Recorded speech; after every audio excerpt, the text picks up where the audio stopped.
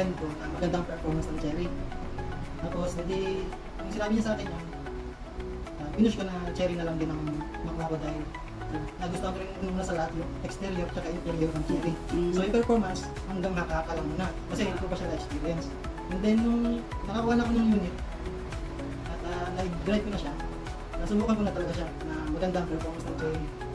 At ang tigo na nakuha ko is wala akong problema. May re-recommend ko po siya kahit sino mang makaralala ko kasi maganda po para sa akin ang performance niya.